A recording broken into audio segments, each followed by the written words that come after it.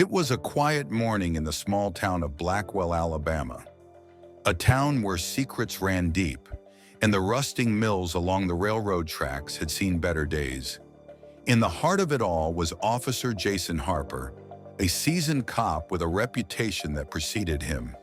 Some saw him as a hero, a protector of the community. But the truth was far darker, and no one knew that better than Malik Johnson, a 19-year-old high school dropout who had been in and out of trouble with the law. He was a product of his environment, a black teenager growing up in a world where opportunities were scarce and trust in authority was non-existent. Jason Harper was everything Malik wanted to be. He was tall, broad-shouldered, with a commanding presence that made even the toughest criminals think twice. He wore his badge like a crown, his chest swelling with pride every time he pinned it on. In the small town of Blackwell, Harper was untouchable. He knew the streets like the back of his hand and had an uncanny ability to get information when he needed it. But beneath his confident exterior, there was a simmering darkness. A darkness that was about to destroy everything. For Malik, life was a constant battle. Growing up in a poor, predominantly black neighborhood, he had seen the worst that life had to offer. The gangs, the drugs, the violence. It was a cycle that was hard to break, and Malik felt like he was always fighting just to stay afloat. He wasn't a criminal, but the system made him feel like one. Every time he was stopped by the police, every time his name came up in a report, he could feel the weight of the prejudice that clouded the minds of the officers around him. But none of that compared to the hatred he saw in Officer Harper's eyes whenever their paths crossed. It all started one fateful evening when Malik was walking home from a friend's house. He was on the sidewalk minding his own business when a familiar set of headlights flashed behind him. It was Officer Harper's squad car, the engine rumbling like an impending storm. Malik's heart skipped a beat, his mind racing. He knew what was coming. Another stop, another lecture, another attempt to break him down. But this time, things were different. The cop rolled down his window and glared at Malik, his expression stone cold. "Where are you headed?" Harper asked, his voice low and clipped. Malik tried to stay calm. He had learned to keep his composure around cops. It was the only way to avoid unnecessary trouble. "I'm just heading home, officer," Malik replied, his hand slightly raised in a gesture of peace. Harper's eyes narrowed. "Home, huh? What's in your pockets?" Malik froze for a moment, the tension thick in the air. He had nothing illegal on him, just a pack of gum and his phone. But that didn't matter. Harper was known for targeting young black men like Malik, looking for any excuse to harass them, to make them feel small. "I said, what's in your pockets?" Harper repeated, his voice now rising. Malik's stomach churned. He knew if he didn't comply, things could escalate quickly. He hesitated for a moment, then slowly reached into his pockets and pulled out his phone. Harper scoffed. "Really? That all you got?" Malik nodded, trying to keep his voice steady. "Yeah, that's it, I swear." But Harper wasn't listening. His eyes were already scanning Malik's every move, his body tense, waiting for any sign of defiance. Without warning, Harper got out of the squad car and approached Malik, his hand hovering near his holster. The move was swift, aggressive, and Malik could feel the adrenaline surging through his veins. "Let me see your ID," Harper demanded, stepping closer. Malik's mind raced. He didn't have his ID on him. It was in his wallet at home, as it usually was when he walked to his friend's house. He didn't want to say no, but he didn't want to lie either. "I don't have it, officer. I'm just walking home." Harper's jaw clenched, his fist balling up as he stared down at Malik. "No ID, no excuse. You're coming with me." The words hung in the air like a death sentence. Malik knew this wasn't just a routine stop anymore. This was something more.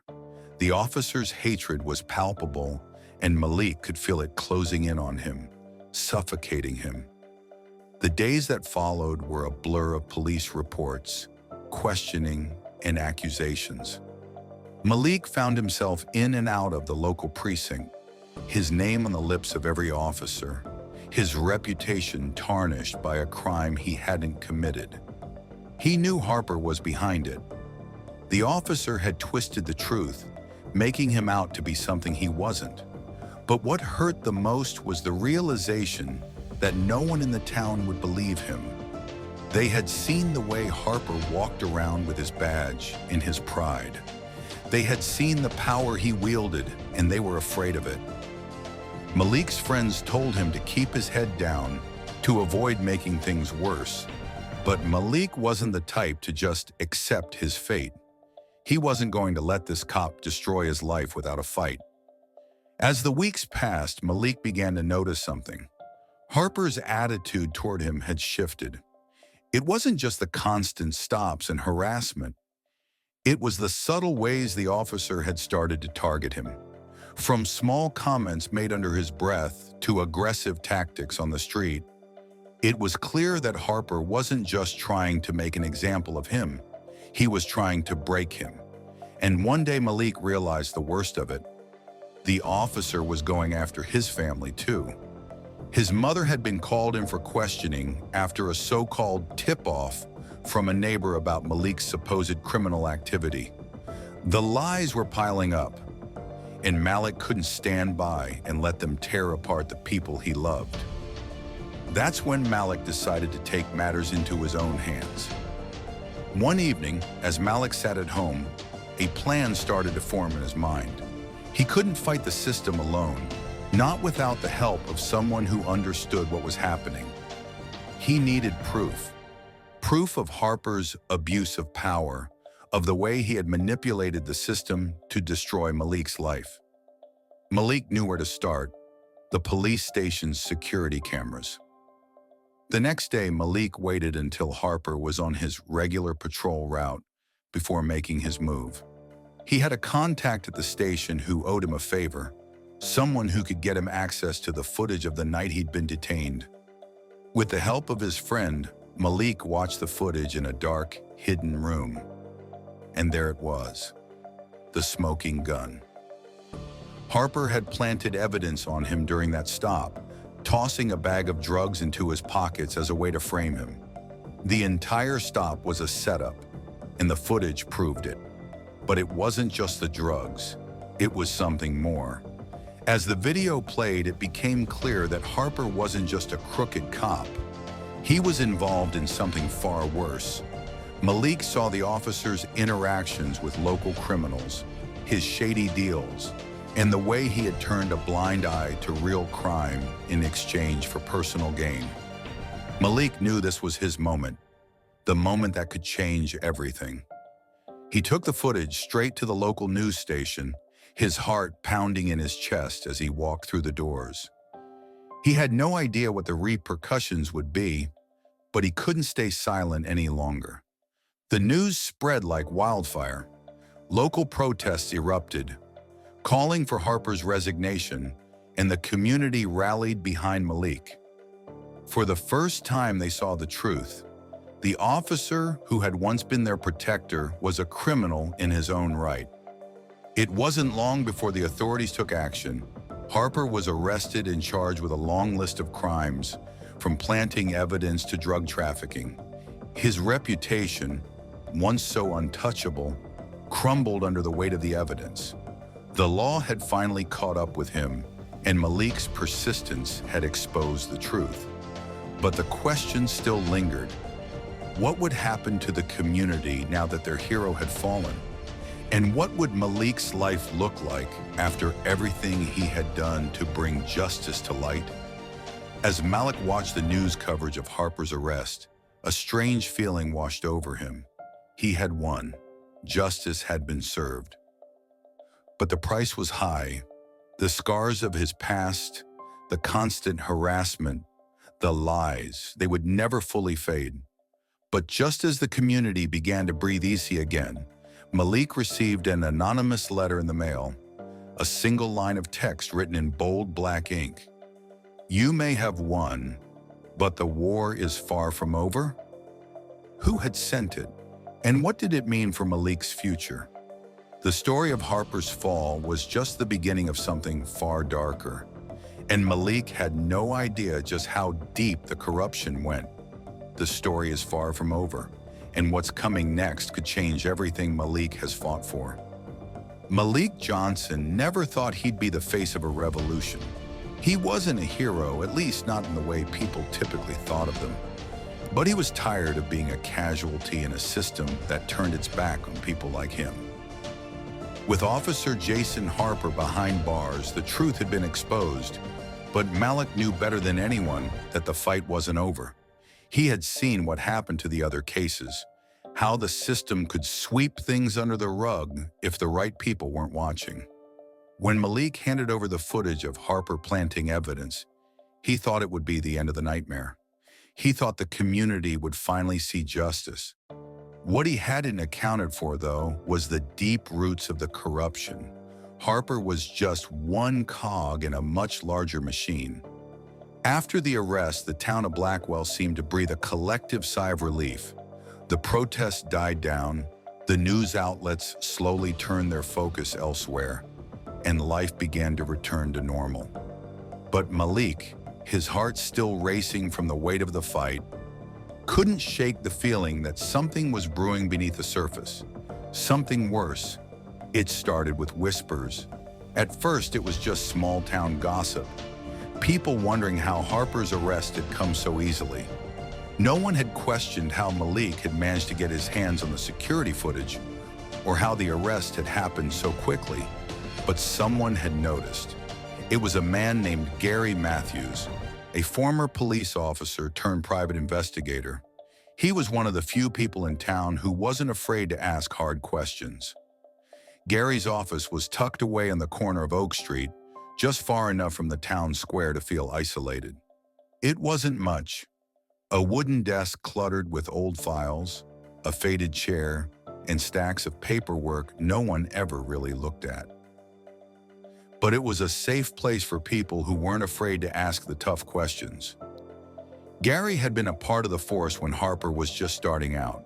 He knew him, knew his methods, and had always been troubled by the way Harper did things.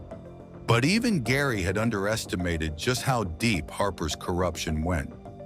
One evening, Gary paid Malik a visit. "You ever wonder how a guy like Harper stays untouchable for so long?" Gary asked, taking a seat across from him. Malik shrugged, unsure where this conversation was headed. "I don't know. He's good at what he does. People didn't ask questions." Gary's eyes narrowed. Exactly. No one asked questions, but someone should have. Someone should have known what was going on. What Harper did, it wasn't just personal. He was working with people outside the department. "I've been digging, Malik."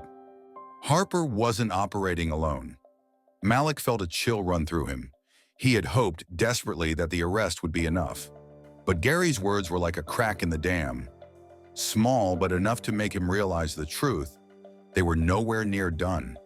Days turned into weeks, and Malik tried to move on, but the feeling gnawed at him, like a constant ache in the back of his mind. There was something more, something he hadn't uncovered yet. Gary's warning had sparked a new fire in him. Malik couldn't shake the feeling that the town's hero wasn't the only one wearing a badge and hiding secrets. Gary, with his resources and connections, wasn't about to let it go either. He kept pushing, digging into the network Harper had been a part of. The more he uncovered, the more he realized that Blackwell was just the tip of the iceberg. The trail led Gary to an old case, a case that had been closed years ago. A young black man named Jamal Carter, who had been arrested for a crime he didn't commit. The evidence had been flimsy at best, and the confession had been coerced, but the system had never questioned it. Jamal had spent 6 years in prison, his life torn apart by a lie, and everyone had forgotten about him. But Gary didn't forget. He reopened the case, finding connections between the town's leadership and officers involved in racial profiling. What Gary uncovered sent shivers down his spine. A network of officers across several departments, all with ties to criminal enterprises and a shared interest in keeping certain people down. The pattern was clear, but no one had dared connect the dots. Until now. Malik couldn't help but wonder how many other innocent people had been victims of this scheme. How many lives had been destroyed, just like his own, by a corrupt system that profited from keeping people like him in check. As the investigation deepened, Malik found himself at a crossroads. He couldn't back out now, not when the truth was within his grasp. But he knew he needed more than just Gary's research. He needed someone inside the system, someone who could dig even deeper. That's when he met Lisa Thompson, an up-and-coming reporter at the local paper. Lisa had been working on a story about police corruption for months, but the higher-ups kept shutting her down. She had been pushing the limits, trying to get the real story out, but the pressure was mounting.